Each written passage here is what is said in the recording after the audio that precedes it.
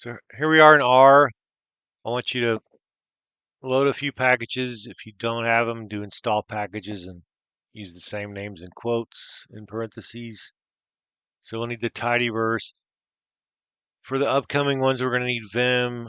For this one, we need Zoo, mice for the upcoming. I'm going to do one thing with janitor, and I like to keep GT extras in to be able to view the tables. So load all those. I want you to view the CO2 data set from the tidyverse. So that is columns with plant. These are treatment plants,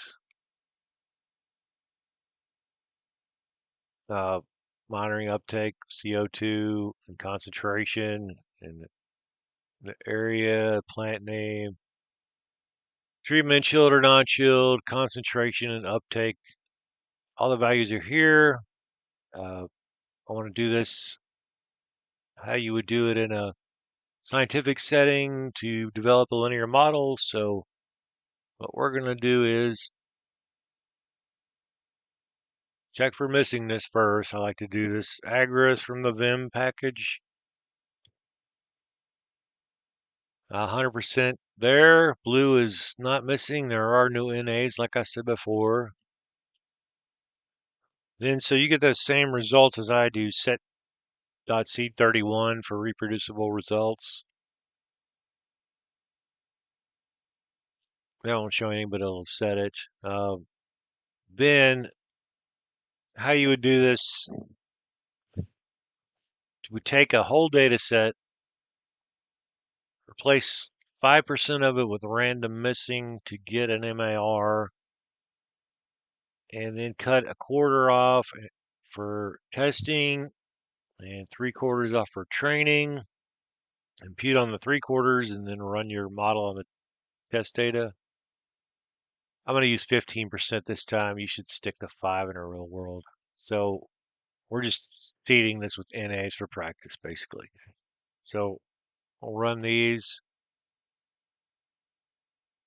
and let's see what it looks like. Okay.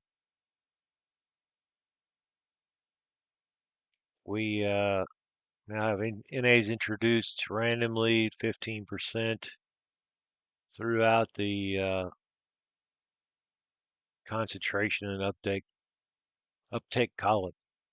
Like I said, I like to clean the names on these, so this won't do a lot on this one, but it keeps everything in the same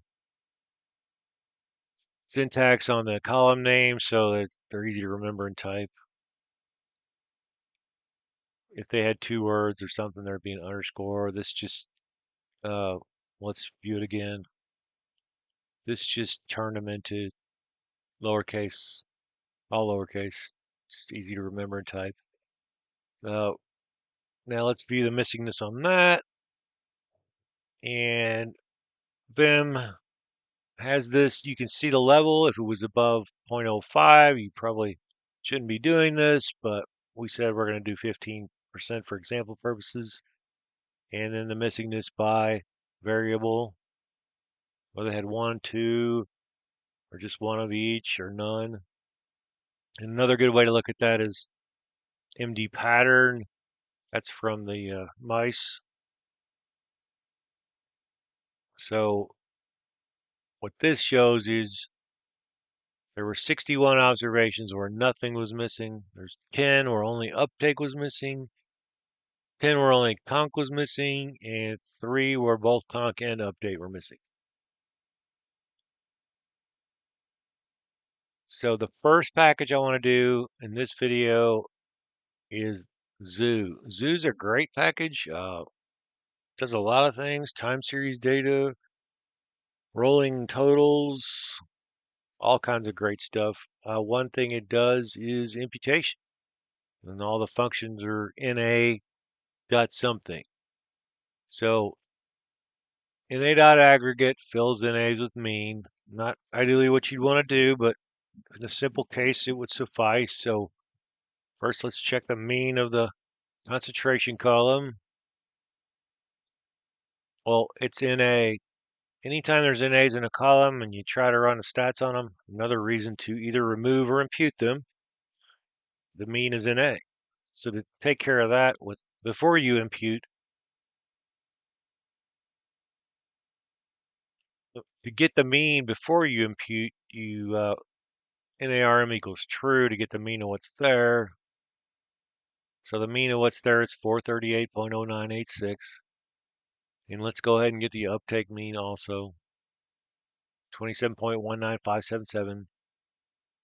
So we're going to create a new object called plant na.ag, and that's plant CO2, and we're going to pipe in a mutate to change concentrate to na.aggregate concentrate. So we're going to impute the values in the concentration column with the mean. Run that and run it again. And let's put the entire table in a GT table so we can compare plant control shift in pipe T no argument pipe GT underscore theme and go down the line GT underscore theme, and I've been using ESPN today.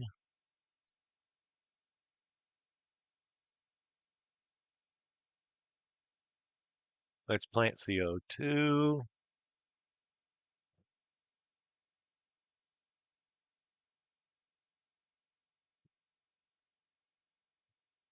Sorry about guys.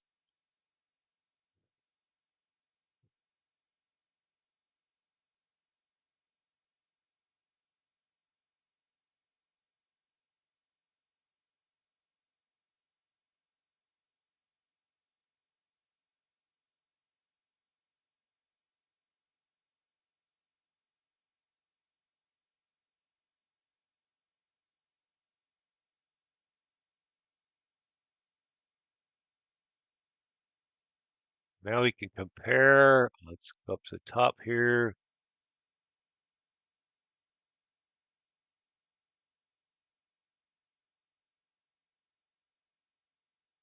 And run this.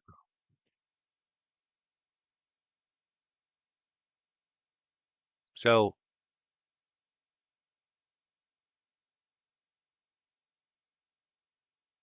show plant na.ag, and then I'm gonna put the table over here. Pair. So we did na.ag on concentration. Our mean was 350. So if you look down, you'll see the 350s replace the NAs, like QN2 Quebec non-shield.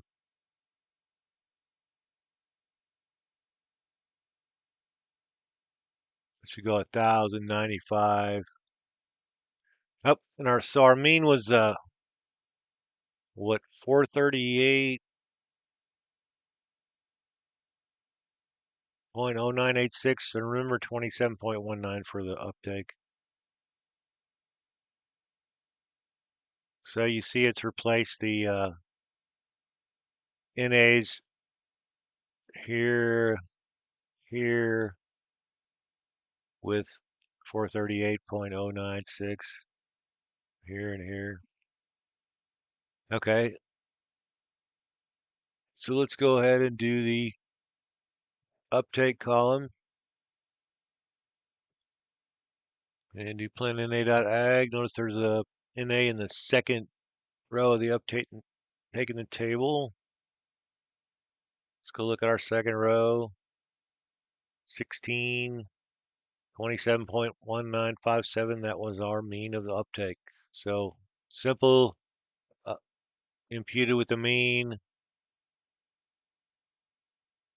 Now let's go on to a couple more things about the na.ag argument. You can change the function, and there's another argument called max gap that handles lets you choose continuous fills. And what that means is, let me find one. Look down here at MN1 Mississippi. There's two NAs. So if I say max gap equals 1, it's only going to change the first one. That lets you handle contiguous runs of NAs and say, hey, if this NA run gets too long, I want you to stop because something's we got to check the data out further. So if max gap was 5 and hit 6 gap, it would stop there. You'll see it when I run it. It would leave those long contiguous gaps for you to investigate further. So I've already got the table out there. I'm going to say median plant CO2 concentration NARM equals true. Get the median, it's 350. Then I'm going to go ahead and mutate with that median with a max gap of 1. So keep your eye on these MN1 Mississippi non-chills.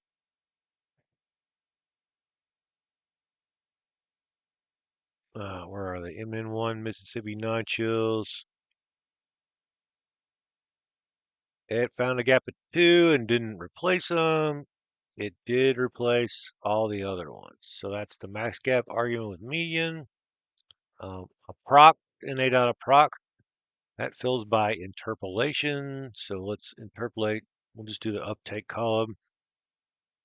Well, that caused an error. And what's causing the error is this guy right down here. The uptake must be either 1 or 84. Can't be 83. At the end or the beginning, you cannot have an NA. Leading and trailing NAs cannot be interpolated. It's going to throw out this error. To fix it, why it's doing that is to ensure that if there are NA values at the beginning or end, they won't be removed unless you tell it to, so that your data remains the correct length. So it'll throw an error because of that. To fix it, you can use na.fill with extend, and it just extends the linear interpolation to cover any leading or trailing NAs. So keep your eye on this guy, 84 the next time. All right, fix it. It's just extended the linear interpolation down, just dropped 1890 in the last one. NA fill is a generic NA filler. If I wanted to do zeros or I wanted to make everything 200 in the concentration column, I could just put na.fill, the data, and whatever I want in there.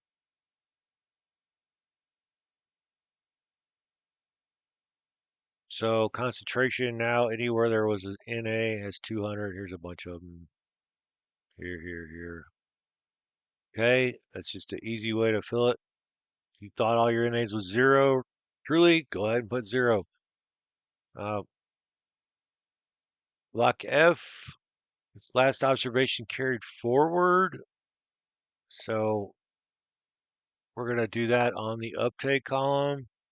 So watch what happens up here at the top.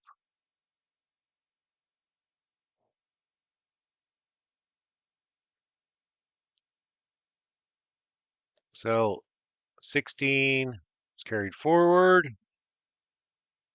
That's just good in temperature series, like time series stuff. Like I said, daily temperatures, that might be okay. Uh, if you want to do knock B, next observation carried backward, you just change the locf argument to from last argument to true, defaults to false. So now, and this is on the concentration column, so it should go 1095, 250, 250, and it does right here. So that's next observation carried backward. Spline is a smoother interpolation method than the standard one. You can do na.spline, and that gives you a smoother interpolation. You see these numbers get a little more complicated in the uptake column where so it's telling me it's 27.4 is the interpolation of this cubic spline method.